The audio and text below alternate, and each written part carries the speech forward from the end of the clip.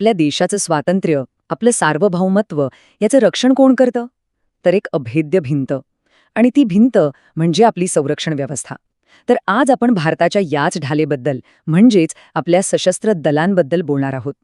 ही व्यवस्था आपल्या देशाला बाहेरच्या धोक्यांपासून कशी सुरक्षित ठेवते, तिची रचना नेमकी कशी आहे, चला हेच समजून घेऊया. ठीक आहे. तर आपण काय काय पाहणार आहोत ते पटकन बघूया. सगळ्यात आधी आपल्याला संरक्षण दलाची गरजच का आहे, त्यानंतर बघूया आपल्या संरक्षण दलांची रचना कशी आहे. मग भारतीय भूदलाची थोडी ओळख करून घेऊ, त्यांची कमांड्स आणि प्रशिक्षण केंद्र कुठे आहेत ते पाहू, आणि शेवटी त्यांचं मानवतेसाठीचं काम किती महत्त्वाचं आहे यावरही नजर टाकू. चला तर मग सुरू करूया. तर बघा, 15 ऑगस्ट 1947 आपल्याला स्वातंत्र्य मिळालं. पण स्वातंत्र्यासोबत एक प्रचंड मोठी जबाबदारी पण आली. ती म्हणजे या स्वातंत्र्याचं रक्षण करण्याची. पुन्हा कुणी परकीय शक्ती आपल्यावर आक्रमण करू नये यासाठी एक मजबूत आधुनिक संरक्षण दळ उभं करणं ही त्यावेळची सगळ्यात मोठी गरज होती. आता आपलं आव्हान किती मोठं आहे हे जरा या आकड्यावरून समजून घेऊ. 15,200 किलोमीटर ही आहे आपली जमिनीवरची सीमा. कल्पना करा, दिल्ली ते लंडन हे अंतर जितकं आहे ना, त्याच्या जवळजवळ दुप्पट.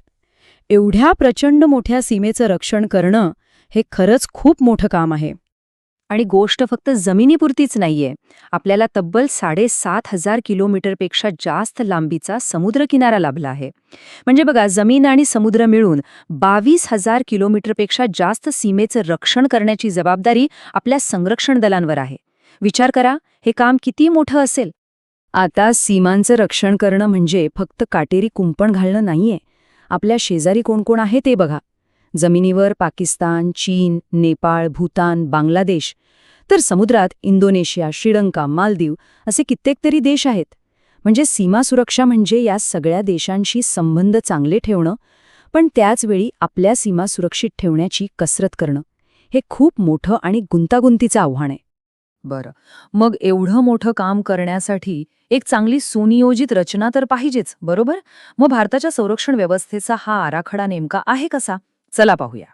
आपली संरक्षण व्यवस्था मुख्यत्वे 3 मजबूत स्तंभांवर उभी आहे. पहिलं, भारतीय भूदल म्हणजे आपली आर्मी, जे जमिनीवरच्या सीमा सांभाळतं. दुसरं, भारतीय नौदल म्हणजे नेव्ही, जे आपल्या समुद्राचं रक्षण करतं. आणि तिसरं, भारतीय वायुदल म्हणजे एअरफोर्स, जे आकाशातून देशावर नजर ठेवतं. हे तिन्ही दल मिळून आपल्या देशासाठी एक अभेद्य सुरक्षा कवच तयार करतात. एक महत्वाचा प्रश्न, या तिन्ही दलांचा सर्वोच्च प्रमुख कोण असतो? तर आपल्या संविधानानुसार भारताचे राष्ट्रपती हे तिन्ही शस्त्रदलांचे सरसेनापती किंवा सुप्रीम कमांडर असतात. आणि हे खूप महत्वाचं आहे, कारण यामुळे लष्करावर लोकांच्या प्रतिनिधींचं म्हणजे नागरी सरकारचं नियंत्रण राहतं, जे कोणत्याही लोकशाहीसाठी आवश्यक आहे. आता बघा, आजच्या काळात युद्ध फक्त जमिनीवर किंवा समुद्रात लढली जात नाहीत. तिन्ही दलांना एकत्र येऊन काम करावं लागतं. याच गरजेतून 2019 मध्ये एक नवीन आणि खूप महत्त्वाचं पद तयार करण्यात आलं, चीफ ऑफ डिफेन्स स्टाफ म्हणजे CDS. जनरल बिपिन रावत हे आपले पहिले CDS होते. या पदाचं मुख्य काम काय?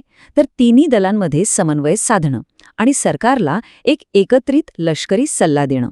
तिन्ही दल अर्थातच खूप महत्त्वाची आहेत, पण आज आपण जरा भारतीय भूदलावर म्हणजे आपल्या आर्मीवर लक्ष केंद्रित करूया, कारण ती संख्येने सर्वात मोठी शाखा आहे. चला तर बघूया तिची रचना आणि नेतृत्व कसे आहे. आपल्या भारतीय भूदलाचं मुख्यालय आहे नवी दिल्लीमध्ये, आणि या संपूर्ण भूदलाचं नेतृत्व करतात chief of the army staff. आता एवढं मोठं सैन्य चालवायचं म्हणजे सोपं नाही. म्हणूनच प्रशासनाच्या सोयीसाठी आणि लष्करी कारवायांसाठी संपूर्ण भूदलाची विभागणी वेगवेगळ्या कमांड्समध्ये केली आहे. प्रत्येक कमांडचं नेतृत्व एक लेफ्टनंट जनरल करतात, आणि त्यांच्या हाताखाली ब्रिगेडियर पातळीचे अधिकारी उपविभागाचं नेतृत्व करतात. यामुळे काय होतं, तर निर्णय लवकर घेता येतात आणि ते जास्त प्रभावी ठरतात. आता भारतीय भूदलाच्या आकाराची जरा कल्पना करा. आपल्याकडे तब्बल 12 लाखांपेक्षा जास्त सक्रिय सैनिक आहेत. हो, 12 लाखांपेक्षा जास्त. या प्रचंड संख्येमुळेच भारतीय भूदल हे जगातल्या सर्वात मोठ्या सैन्यांपैकी एक मानलं जातं. आणि हे सर्व सैनिक देशाच्या सेवेसाठी 24 तास तत्पर असतात. बरं, एवढी मोठी सेना चालते कुठून? त्यांना जागतिक दर्जाचं ट्रेनिंग कुठे मिळतं, हेच तर लष्कराचे खरे शक्तीस्रोत आहेत. चला त्यांच्याबद्दलच जाणून घेऊया. तर इथे आपण बघू शकतो भारतीय भूदलाच्या 7 मुख्य कमांड्स. या सगळ्या कमांड्स देशाच्या वेगवेगळ्या भागांमध्ये अशा ठिकाणी आहेत जिथून सामरिकदृष्ट्या संपूर्ण देशावर नजर ठेवता येईल आणि कोणत्याही धोक्याला पटकन उत्तर देता येईल. आता ह्या कमांड्स देशभरात कशा पसरल्या आहेत ते बघा. उदाहरणार्थ आपली पश्चिम कमांड आहे चंदी मंदिरमध्ये, जी अर्थातच पश्चिम सीमेवर लक्ष ठेवते. पूर्वेकडच्या धोक्यांसाठी कोलकात्याला पूर्व कमांड आहे आणि सर्वात संवेदनशील मानल्या जाणाऱ्या उत्तर सीमेसाठी उधमपूरमध्ये उत्तर कमांड आहे.